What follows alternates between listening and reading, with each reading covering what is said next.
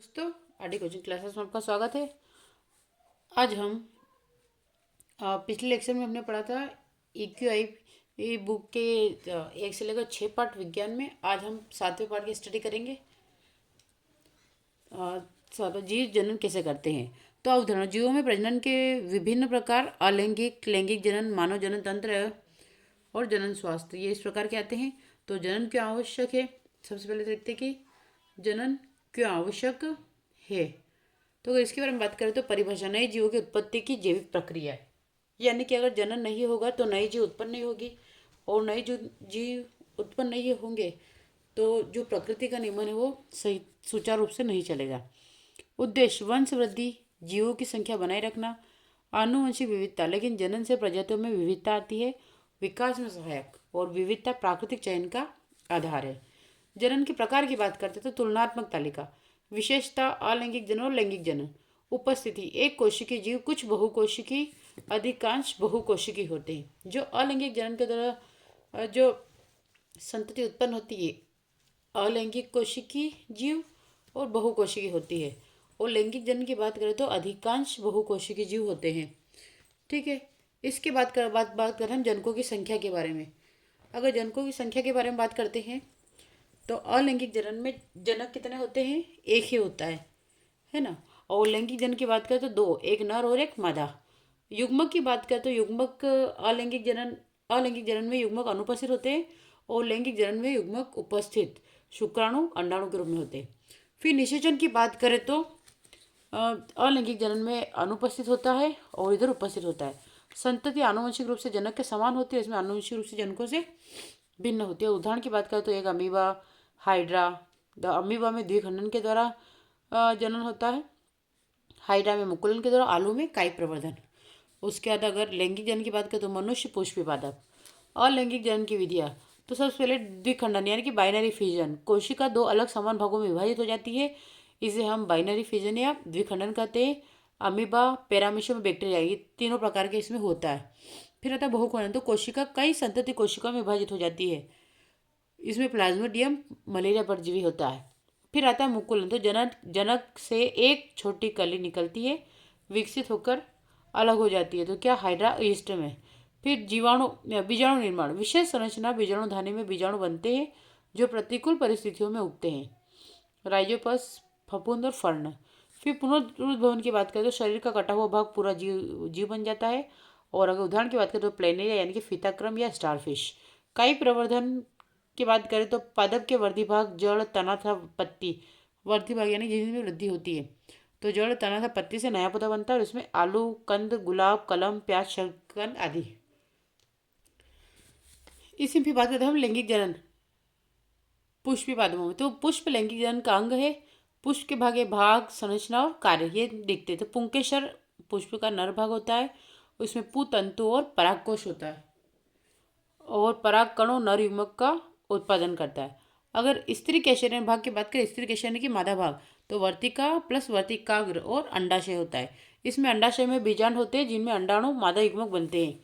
फिर आता है परागण, पराग कणों का वर्तिकाग्र तक स्थानांतरण जो होता है वो पराग कणों की तरह होता है। और स्वपरागण, एक ही फूल और पर परागण भिन्न फूल, यानी स्वपरागण की क्रिया एक ही फूल पर होती है और पर परागण की क्रिया विपरीत फूलों पर होती है। निषेचन की बात करें तो पराग नली द्वारा नए युग्मक का बीजांड में अंडाणु से मिलना। और कार्य की बात करें तो युग्मनज बनना। बीज एवं फल का निर्माण, युग्मनज, भ्रूण, बीजांड, बीज, अंडाशय, फल। और आपको स्ट्रक्चर दे रखा है फूल का, तो आप इसको भी देख लीजिएगा। समझ लेते हैं हम। यहाँ पे वाला जो है आपका, यहाँ पे क्या है आपका पोलिन ग्रेनी पराग कण है, और उसी के यहाँ पे जो है चारी समान, इसको बोलेंगे नर युग्मक। उसी के जैसे नीचे जो नली जा रही है इसे बोलेंगे हम पराग नली। और यहाँ होगा परागकोश, तंतु, और फिर इधर है पुंकेसर। अगर इधर से बात करते हैं ये दलपुंज पंखुड़ी हो जाएगी। ये जो ग्रीन कलर का है बाह्यदल यानी कि एक आसन के समान।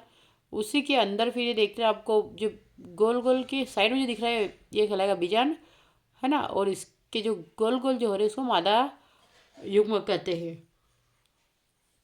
तो इस टाइप से आप इसको पूरा देख लीजिएगा। फिर हम बात करते हैं मानव में लैंगिक जनन की। तो इसको भी एक बार आप देख लीजिएगा मानव में लैंगिक जनन के बारे में। ठीक है। तक की युवावस्था यानी कि प्यूबर्टी परिभाषा वह आयु जब जनन अंग परिपक्व हो जाते हैं और जनन क्षमता प्राप्त होती है, लगभग होती है 11 से 19 वर्ष की। फिर आता परिवर्तन, शरीर में हार्मोन टेस्टोस्टेरोन एस्ट्रोजन के कारण द्वितीयक लैंगिक लक्षणों का विकास होता है। तो द्वितीयक लैंगिक लक्षण न लड़के में और मादा लड़कियों में दाढ़ी मूंछ आना, स्वर भारी होना और स्तनों का विकास, रजो धर्म का प्रारंभ, शरीर पर बालों की वृद्धि, श्रोणी हिप्स का चौड़ा होना आदि, और फिर शारीरिक मांसपेशियों का विकास और त्वचा कोमल। इसमें से स्पेशली इतना पूछता नहीं है तो आपको याद करने की जरूरत नहीं है। यहाँ से मेन आता है आपका ये वाला इंपॉर्टेंट फैक्ट, पुरुष जनन तंत्र। तो वृषण जो होता है, टेस्टिस जो होता है, शुक्राणु एवं टेस्टोस्टेरोन हार्मोन का उत्पादन यानी कि उदर गुहा के बाहर ताप नियंत्रण के लिए होता है। अब से ये भी पूछा जाता है कि नर में जो होते हैं वृषण या टेस्टिस जो होते हैं वो उदर गुहा के बाहर क्यों स्थित होते हैं? तो इसलिए क्योंकि एक शारीरिक गर्मी अधिक होती है और शरीर की गर्मी से कई कम एनर्जी की इसको आवश्यकता होती है, इसलिए इसके जो वृषण होते हैं वो शरीर से बाहर स्थित होते हैं। शुक्रवाहिनी शुक्राणुओं को वृषण से मूत्राशय तक ले जाती है। प्रोस्टेट ग्रंथि में शुक्राशय की बात करें, शुक्राणुओं के लिए तरल माध्यम बनाते हैं यानी कि वीर्य बनाते हैं। शेषन की बात करें तो मूत्र मार्ग से मूत्र एवं वीर्य के निष्कासन का मार्ग होता है शेषन। ये हमने करे पुरुष जनन तंत्र के भाग। अब हम करते हैं महिला जनन तंत्र के भाग। अगर महिला जनन स्त्री जनन तंत्र या महिला जनन तंत्र की बात करें तो अंग कार्य, तो अंडाशय जो होता है जिसे हम ओवरी बोलते हैं, अंडाणु या डिम्ब एवं एस्ट्रोजन प्रोजेस्टेरोन हार्मोन का उत्पादन करती है।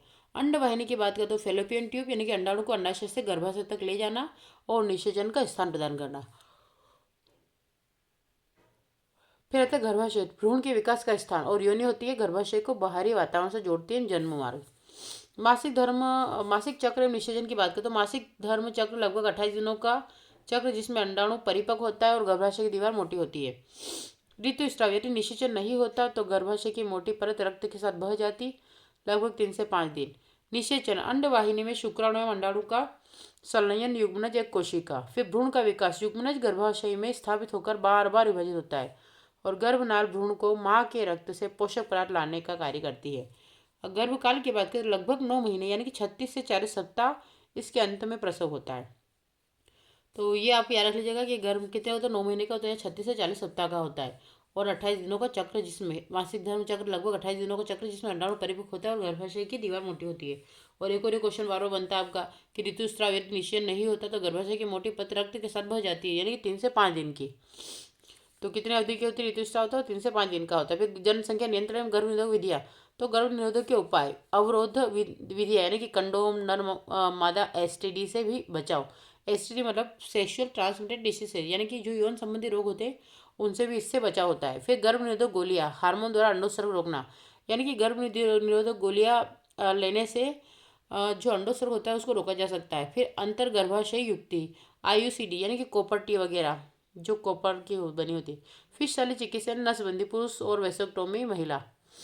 तो शल्य चिकित्सा की बात करते हैं, अगर नसबंदी पुरुषों में होती है ना, और वेसेक्टोमी और दूसरे होते हैं ट्यूबेक्टोमी इस टाइप से। तो लिंग चयन, सेक्स सिलेक्शन एक आपराधिक कृत्य है, सामाजिक बुराई जिसे पीसीपी एनडीटी अधिनियम द्वारा रोका जा सकता है। यानी कि इसमें लिंग परीक्षण लड़का होगा या लड़की होगा इसके लिए आपको पीसीपी एनडीटी अधिनियम द्वारा रोका जा सकता है। अगर प्रश्न की बात करें तो पहला है पुनरुद्भवन क्या है, उदाहरण दीजिए। स्वपरागण क्या है। फिर आता है वृषण उदर गुहा के बाहर क्यों स्थिर होते हैं, जिसे हमने अभी पढ़ा था, क्योंकि ताप को नियंत्रण रखने के लिए। फिर आता है उत्तरी 2 नंबर के लिए, तो लैंगिक जनन एवं अलैंगिक जनन में 2 अंतर। पुष्प के कौन से भाग निषेचन के बाद फल एवं बीज में विकसित होते हैं। और युवावस्था में होने वाले के 3 द्वितीयक लैंगिक लक्षणों का नाम लिखिए या वर्णन कीजिए, और बाकी क्वेश्चन दे रखे हैं। अब हम बात करते हैं पार्ट 8 की। 8 क्या है, आनुवंशिकता। अवधारणा, आनुवंशिकता, जीन, जीनोटाइप, फिनोटाइप, मेंडल के नियम, लिंग निर्धारण, ये नहीं इस चैप्टर के अंदर सारे आएंगे। अब इसमें से आपको क्या क्या ध्यान देना वो देख लीजिएगा। कल यहाँ पे मैं बेसिकली शॉर्ट रिवीजन करवा रही हूँ क्योंकि बाकी आप अपने सिलेबस में पूरा पढ़ चुके हैं। आनुवंशिकता क्या है, तो परिभाषा की बात करें, पीढ़ी दर पीढ़ी माता पिता से संतानों में गुणों के स्थानांतरण की प्रक्रिया। विविधता, एक ही प्रजाति के विभिन्न सदस्यों के बीच गुणों में भिन्नता। और वंशागति का आधार जीन यानी कि आनुवंशिक इकाई। अब बात करते हैं हम आनुवंशिकी की मूलभूत शब्दावली। तो विपरीत लक्षण, एक ही गुण के 2 परस्पर विपरीत रूप को विपरीत लक्षण कहते हैं, जैसे लंबा बोना, गोल झुर्रीदार बीज आदि इस टाइप से। जीन की बात करें, आनुवंशिकता की मूल इकाई, किसी विशिष्ट लक्षण के लिए उत्तरदायी डीएनए खंड।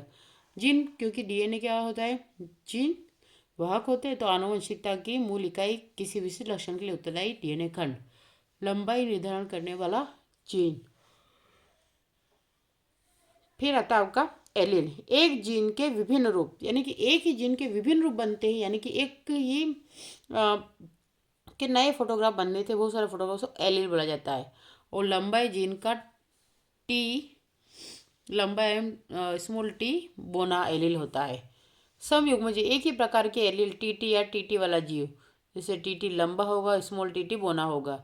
विषम युग्म जीव, दो भिन्न एलील कैपिटल स्मॉल टी वाला जीव, तो कैपिटल स्मॉल लंबा परंतु बोने का वाहक। जीनोटाइप, जीव में उपस्थित आनुवंशिक संरचना जीन संयोजन, जैसे T T T T T T तीन, यानी कैपिटल स्मॉल और स्मॉल स्मॉल। फेनोटाइप, जीव का देखने वाला बाहरी रूप, लंबा या बोना। प्रभावी लक्षण, विषम युग्मज अवस्था में भी व्यक्त होने वाला लक्षण, लंबापन टी। उसके बाद अप्रभावी लक्षण, केवल समयुग्मज अवस्था में ही व्यक्त होने वाला लक्षण, बोनापन। मेंडल के प्रयोग एवं नियम, तो ग्रेगर जोहन मेंडल आनुवंशिकी के पिता मटर के पौधों पर प्रयोग किए। ये आपको याद रखना है कि ग्रेगर जोहन मेंडल आनुवंशिकी के पिता है और मटर के पौधों पर प्रयोग किए। मटर के पौधे के चयन के कारण, यानी कि ये पूछ सकते हैं क्वेश्चन कि क्या कारण है कि मेंडल ने मटर के पौधे का ही चुनाव किया। तो स्वपरागण से शुद्ध वंशक्रम प्राप्त करना आसान है, विपरीत लक्षण स्पष्ट, और जीवन चक्र छोटा, अधिक संतति। अब मेंडल के एक संकर क्रॉस का उदाहरण, लंबा बोना। तो पीढ़ी की बात करें, पेरेंटल फर्स्ट फिलियन और सेकेंड फिलियन, लंबा बोना। फिर स्वपरागण, और इसमें आएगा F1 का स्वपरागण। तो इस हिसाब से आप पूरा देख लीजिएगा, ठीक है। बाकी कुछ नहीं, पेरेंट चेन के लिए तो कैपिटल कैपिटल स्मॉल स्मॉल का कॉम्बिनेशन, तो कैपिटल स्मॉल सभी लंबे। अगर फर्स्ट में बात करें स्वपरागण में, सभी स्मॉल कैपिटल सभी लंबे, क्योंकि टी प्रभावी। उसका F2 में है F1 का स्वपरागण, टी टी टी टी, यानी T capital T small T, और स्मॉल टी टी 1 to 1। तो लंबो गुणक का अनुपात होगा 3:1। तो मेंडल के नियम, नोट, मेंडल के तीनों नियमों, प्रभाविता, पृथक्करण, स्वतंत्र प्योर, ये तीन याद, मेंडल के तीन नियम है, प्रभाविता, पृथक्करण, स्वतंत्र प्योर में से केवल प्रभाविता का नियम और पृथक्करण का नियम ही अब क्या है, पाठ्यक्रम में है, क्योंकि स्वतंत्र अपयोनी विकास से संबंधित है। प्रभाविता का नियम, किसी जोड़े में एक लक्षण प्रभावी होता है और दूसरा अप्रभावी। F1 पीढ़ी में केवल प्रभावी लक्षण दिखाई देता है। पृथक्करण का नियम, किसी लक्षण के लिए उत्तरदायी एलील युग्म बनाते समय अलग अलग हो जाते हैं, ताकि प्रत्येक युग्म में केवल एक ही एलील जाए। मानव में लिंग निर्धारण, 23वां जोड़ा, यानी कि महिला एक्स एक्स दोनों एक समान और पुरुष एक्स वाई भिन्न। तो लिंग निर्धारण का तंत्र है, माँ एक्स केवल एक्स गुणसूत्र वाला अंडाणु दे सकती है, पिता एक्स वाई गुणसूत्र वाला शुक्राणु दे सकता है। तो माँ एक्स और पिता एक्स हो तो लड़की होगा, और माँ एक्स और पिता वाई है तो लड़का होगा। तो वंशागति के अध्ययन से संबंधित महत्वपूर्ण तथ्य इस प्रकार से, तो ये भी आप देख लीजिएगा। इसके बाद हम बात करते हैं चैप्टर 9 की, प्रकाश। तो प्रकाश का परावर्तन, तो परावर्तन और दर्पण। परावर्तन क्या है, जब प्रकाश किसी सब चमकदार सतह जैसे दर्पण से टकराता है तो वो वापस उसी माध्यम में लौट जाता है, इसे परावर्तन कहते हैं। परावर्तन के नियम है, आपतन कोण हमेशा परावर्तन कोण, यानी कि आपतन कोण आई हमेशा परावर्तन कोण आर के बराबर होता है, इसलिए हम इसलिए ही है I = R। फिर आपतित किरण, परावर्तित किरण, अभिलंब, काल्पनिक लंबवत रेखा सभी एक ही तल में होते हैं, तो इसको भी देख लीजिए। फिर दर्पण के प्रकार, तो समतल दर्पण, आपके बाथरूम का समतल दर्पण, बनने वाला प्रतिबिंब आभासी स्क्रीन पर नहीं दिखाई जा सकता, सीधा वस्तु के समान आकार का होता है। और गोली दर्पण की बात करें तो घुमावदार दर्पण जिसका पृष्ठ वक्राकार होता है, यह किसी गोले का भाग होता है। यह दो प्रकार का हो जाते हैं, पहला अवतल दर्पण, दूसरा उत्तल दर्पण। तो इसका रखिए। फिर गोली दर्पण के लिए महत्व,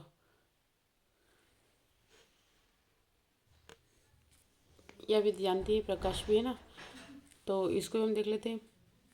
ये बात अच्छे नहीं जानते कि जब प्रकाश जिस चमकदार सतह से टकराता है तो वापस उसी माध्यम में लौट जाता है, जिसे प्रकाश का परावर्तन कहते हैं। परावर्तन दो प्रकार के होते हैं, है ना। ये चैप्टर 9 है। अध्याय 9, प्रकाश भाग परावर्तन दर्पण। परावर्तन क्या है, जब प्रकाश किसी चमकदार सतह से टकराता है और तो वापस उसी माध्यम में लौटता है, तो इसे परावर्तन कहते हैं। परावर्तन के दो नियम होते हैं, आपतन कोण हमेशा परावर्तन कोण के बराबर होता है, आपतित किरण, परावर्तित किरण और अभिलंब एक काल्पनिक लंबवत रेखा सभी एक ही तल में होते हैं, यानी आपतन किरण, परावर्तित किरण और अभिलंब तीनों। दर्पण के प्रकार, समतल दर्पण, आपके बाथरूम का जो दर्पण होता है समतल दर्पण, यानी कि बनने वाला प्रतिबिंब आभासी जिसे स्क्रीन पर नहीं दिखाया जा सकता, सीधा वस्तु के समान आकार का होता है। और गोली दर्पण, घुमावदार दर्पण जिसका पृष्ठ वृत्ताकार होता है, यह कि सिगोले का भाग होता है। यह दो प्रकार का होता है ना, किसी गोले का भी भाग होता है। अवतल दर्पण अंदर की ओर घुमावदार चम्मच की अंदरूनी सतह की तरह इस प्रकार को अभिसारी एक जगह इकट्ठा करता है। और उत्तल दर्पण बाहर की ओर घुमावदार चम्मच की बाहरी सतह की तरह यह प्रकाश को अपसरित फैला देता है करता है। गोली दर्पणों के लिए महत्वपूर्ण ध्रुव, दर्पण का केंद्र बिंदु, वक्रता के अनुसार गोले का केंद्र जिससे दर्पण काटा जा सकता है, फोकस वह बिंदु जहाँ परावर्तन के बाद प्रकाश का स्थानांतरण मिलता है। तो इस प्रकार से ये है। और इसके फिर अवतल दर्पण के लिए नियम याद रखें, यदि वस्तु सी से परे है यानी वक्ता केंद्र से परे है तो प्रतिबिंब वास्तविक उल्टा और छोटा होगा। वक्ता केंद्र से परे होगा तो प्रतिबिंब वास्तविक उल्टा और छोटा। हमेशा याद रखना कि जब भी प्रतिबिंब वास्तविक होता है तो उल्टा छोटा होता है। यदि वस्तु के अंदर हो तो प्रतिबिंब वास्तविक और उल्टा और बड़ा बनता है। यदि वस्तु सी पर है तो वक्ता केंद्र पर है तो उल्टा और समान आकार का बनेगा। यदि फोकस के अंदर है तो प्रतिबिंब आभास से सीधा बड़ा बनता है। और इसी के लिए आप किरण आरेख बना सकते हैं। अवतल दर्पण वास्तविक आभासी दोनों प्रतिबिंब बना सकता है।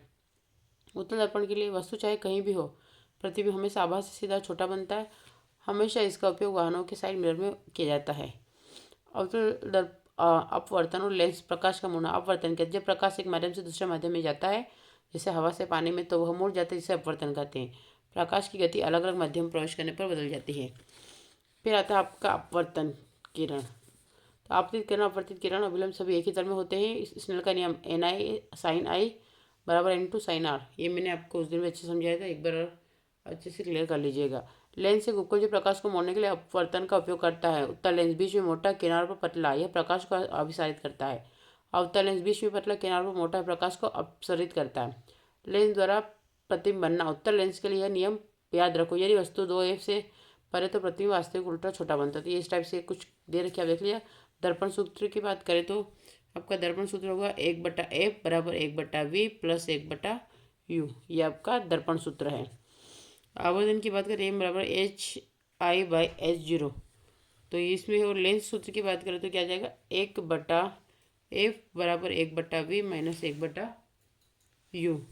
तो लेंस की क्षमता डायोप्टर में नापी जाती है, P बराबर यानी कि पावर, तो 1/F, जहाँ F मीटर में, डायोप्टर D लेंस की क्षमता धनात्मक होती है, अवतल लेंस की क्षमता ऋणात्मक होती है। आज के लेक्चर में हम इतना ही स्टडी करेंगे। अब हम देखिए चैप्टर 10 थे तो इसको भी आप इसी प्रकार से करेंगे, हम नेक्स्ट लेक्चर में करेंगे। तब तक के लिए आप चैप्टर 9, 7, 8, 9 को कवर करें। नेक्स्ट लेक्चर में हम 10, 11, 12 और 13 को क्लियर करेंगे। Thank you for watching.